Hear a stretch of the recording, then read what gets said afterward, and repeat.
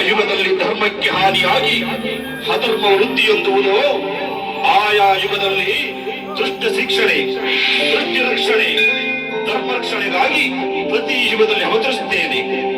ಭಗವದ್ಗೀತೆ ಪದವಲ್ಲ, ನಾದ ಉನ್ನತ ವಿದ್ಯೆಯ ವಿಕಾಸ ಸಾಧನೆ. ಸಾಧಕರಿಗೆ ಕಲ್ಪವೃಕ್ಷ. ಗೀತೆಯನ್ನು ಕಲಿತುಕೊಳ್ಳಿ, ಹಣೆಯ ಬರಹ ಬದಲಾಯಿಸಿಕೊಳ್ಳಿ, ಮನೆ ಮನೆಯಲ್ಲಿ ಗೀತಾ ಜ್ಯೋತಿಯನ್ನು ಬೆಳಗಿಸಿ ಉತ್ತಮ ಸಮಾಜಕ್ಕಾಗಿ ನಿರ್ಮಾಣಕ್ಕಾಗಿ ಪಣತೊಟ್ಟಿ ನಿಲ್ಲಿ.